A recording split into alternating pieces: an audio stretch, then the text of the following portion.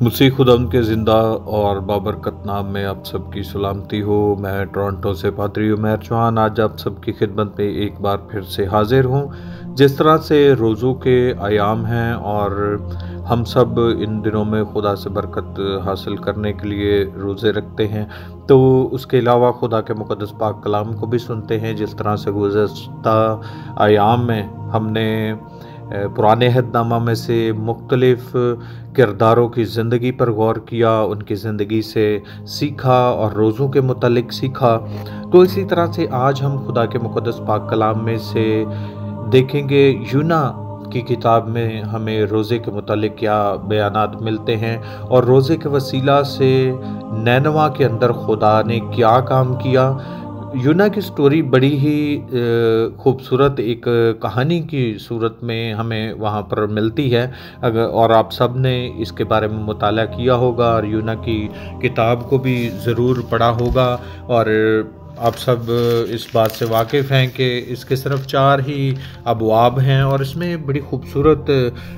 باتیں جو ہیں وہ لکھی گئی ہیں۔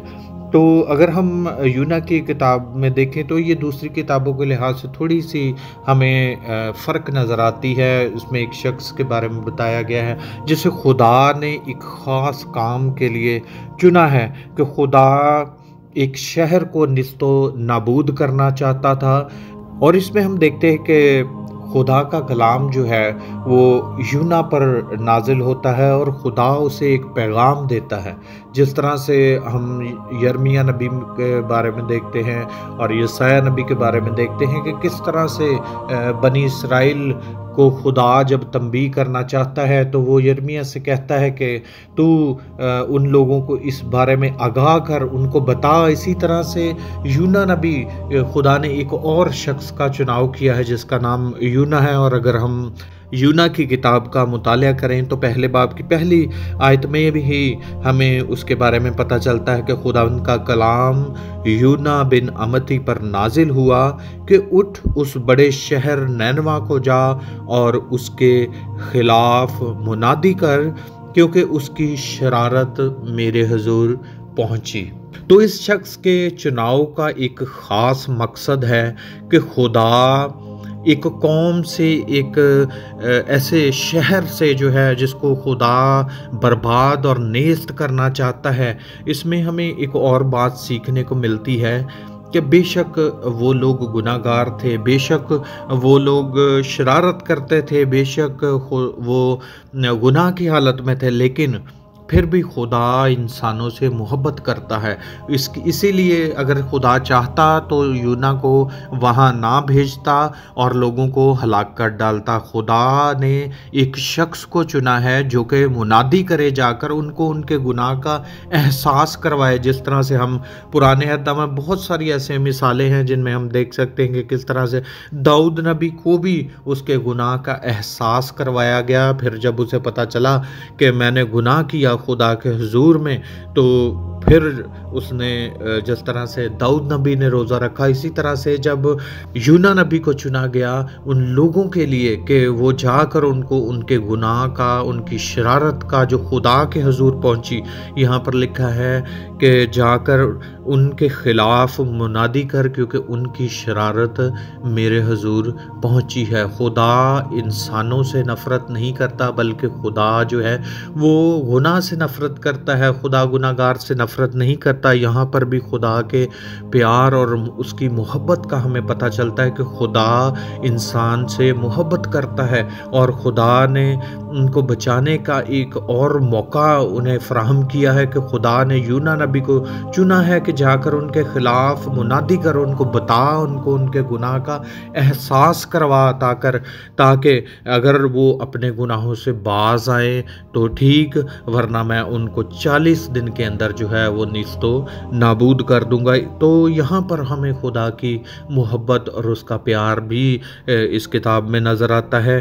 کہ خدا رحیم ہے، خدا جو ہے وہ رحم کرنے میں بڑی قوت قدرت اور طاقت رکھتا ہے۔ وہ کسی گناہ گار کی ہلاکت نہیں چاہتا، بلکہ چاہتا ہے کہ ہر گناہ گار کی نوبت جو ہے وہ توبہ تک پہنچے۔ تو اس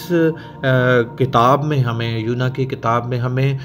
خدا کی محبت بھی نظر آتی ہے، اور اس کے ساتھ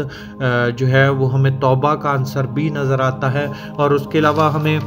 روزے کے متعلق بڑی خوبصورت باتیں اس کتاب میں نظر آتی ہیں کہ جب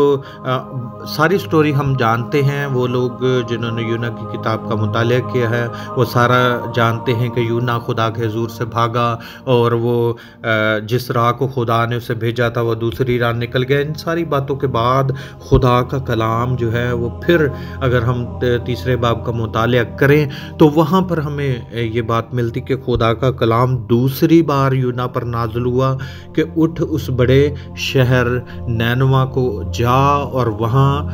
اس بات کی منادی کر جس کا میں تجھے حکم دیتا ہوں۔ تب یونا خدا کے کلام کے مطابق اٹھ کر نینوا کو گیا۔ تو وہ ایک بہت بڑا شہر تھا، اور وہاں پر یونا نے جا کر یہ منادی کی کہ خداوند جو ہے وہ 40 روز کے بعد نینوا کو برباد کرنے والا ہے۔ جب اس بات کی خبر لوگوں تک پہنچی تو ہمیں وہاں پر 5ویں آیت سے بیان ملتا ہے کہ نینوا کے باشندے خدا پر ایمان لا کر، اس کے پیغام پر ایمان لا کر، انہوں نے جو یونا نے ان کے خلاف منادی کی کہ خدا تم کو نیست و نابود کرنے والا ہے، خدا تمہیں برباد کرنے والا ہے۔ اگر ہم پیدائش کی کتاب دیکھیں تو وہاں پر بھی ہمیں ایک اور مثال ملتی ہے، جب خدا انسان کو بنانے سے معلول ہوا، جب شرارت بہت بڑھ گئی اور جب گناہ بہت بڑھ گیا تو خدا نے یہ ٹھان لیا کہ وہ تمام کائنات کو نیست و نابود کرے گا، ہوا کے چرند پرند اور جتنے جانور اور جتنے بھی انسان ہیں وہ ان کو ہلاک کر ڈالے گا۔ تو یہاں پر بھی ایک قوم کے بارے میں بات کی گئی ہے جس کو خدا شرارت کی وجہ سے، کیونکہ خدا کو شرارت سے اور گناہ سے جو ہے وہ نفرت ہے۔ اور یہاں پر ہمیں یہ نظر آتا ہے کہ جب نینوا کے لوگوں نے ایمان لائے اور انہوں نے وہاں پر روزے کی منادی کرائی اور سب لوگوں نے روزہ رکھا، ٹاٹ اوڑے، چاہے وہ ادنا ہو، امیر ہو، غریب ہو، بچہ ہو، بڑا ہو، ہر شخص نے جو خدا ان کے حضور میں توبہ کی، روزہ رکھا اور خدا کے حضور میں اپنے آپ کو پست کیا۔ اور یہاں پر لکھا ہے کہ وہ یہاں تک کہ بادشاہ نے بھی اپنا شاہی لباس جو ہے وہ اتار کر ٹاٹ پہن لیا اور راکھ پر بیٹھ گیا۔ اور نہ صرف انسان بلکہ یہاں پر لکھا ہے کہ انسان، حیوان، گلہ راما کوئی کھائے پیے نہ اور نہ ہی چکھے۔ یہ آرڈر کیا گیا کہ کوئی بھی کھائے پیے نہیں بلکہ خدا کے حضور میں گریہ زاری کرے۔ 8ویں آیت سے آپ کے سامنے پڑھوں گا، وہاں پر لکھا ہے لیکن انسان اور حیوان ٹاٹ سے ملبس ہوئے اور خدا کے حضور گریہ زاری کی۔ یہاں پر نہ صرف انسانی روزے کی بات کی گئی ہے بلکہ انہوں نے حیوانات کے اوپر بھی ٹاٹ ڈالے، اور نہ انہوں نے حیوانات کو بھی کچھ کھانے پینے کو نہ دیا اور نہ کچھ خود کھایا پیا۔ اور لکھا ہے کہ لیکن انسان و حیوان ٹاٹ سے ملبس ہوں اور خدا کے حضور گریہ زاری کریں، بلکہ ہر شخص اپنی بری روش اور اپنے ہاتھ کے ظلم سے باز آئے۔ لوگ یہ جان چکے تھے کہ ہم سے کیا شرارت سرزد ہوئی۔ ایک پہلی بات تو وہاں پر ہمیں نظر آتی ہے کہ ہر شخص اپنی بری روش، برے کاموں سے باز آئے اور اپنے ہاتھ کے ظلم سے، کیونکہ جب ظلم بہت زیادہ بڑھ جاتا ہے تو خدا کو ناپسندیدہ ہے۔ جب شرارت بہت بڑھ چکی ہے تو گناہ پیدا ہوتا ہے، تو جس گناہ سے خدا کو نفرت ہے۔ تو ہم یہاں پر دیکھ سکتے ہیں کہ انہوں نے کہا ہے کہ ہم اپنی بری روشوں سے باز آئیں اور اپنے ہاتھ کے ظلم سے باز آئیں، شاید خدا رحم کرے اور اپنا ارادہ بدلے اور اپنے قہر شدید سے باز آئے اور ہم ہلاک نہ ہوں۔ یہاں پر توبہ کا جو روزہ رکھا گیا ہے وہ اپنی جان بچانے کے لیے اور خدا کے قہر کو ٹالنے کے لیے اور خدا کے ارادے کو تبدیل کرنے کے لیے، جو ارادہ خدا نے کر لیا تھا کہ میں ان کو نیست و نابود کر دوں گا 40 دن کے بعد، تو یہاں پر لکھا ہے کہ شاید خدا اس سے باز آئے۔ اور جب سب لوگوں نے روزہ رکھا اور انہوں نے ٹاٹ پہنا، انہوں نے عاجزی اور انکساری قبول کی، انہوں نے اختیار کی حلیمی، انہوں نے اختیار کی عاجزی، اور وہ اپنے ہاتھ کے ظلم سے باز آئے اور شرارت سے باز آئے، ان کو خدا نے معاف کر دیا، خدا نے ان کے گناہوں کو معاف کر دیا۔ تو روزے کے اندر ایک بڑی قوت اور طاقت موجود ہے کہ روزے کے وسیلہ سے خدا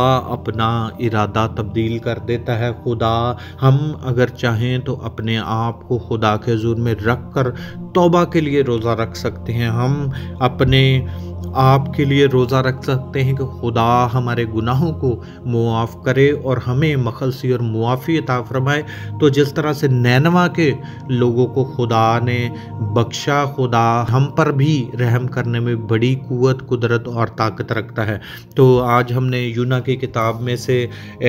روزے کے متعلق یہ باتیں سیکھی ہیں جو انتہائی خوبصورت ہے، جس میں خدا ہمیں رحیم نظر آتا ہے، جس میں خدا ہمیں معاف کرنے والا نظر آتا ہے، جس میں لوگوں نے ان لوگوں کی زندگی سے ہم نے سیکھا کہ جب وہ اپنی بری روشوں سے باز آئے، جب انہوں نے توبہ کی تو خدا نے ان کو معاف کر ڈالا، خدا نے انہیں بحال کیا۔ تو بحالی موجود ہے، خدا رحیم ہے، خدا معاف کرنے میں قوت اور قدرت رکھتا ہے۔ تو ان روزوں کے ایام میں اور آپ خدا سے روزے رکھ کر اپنے گناہوں کی معافی کے طلبگار ہو سکتے ہیں۔ تو خدا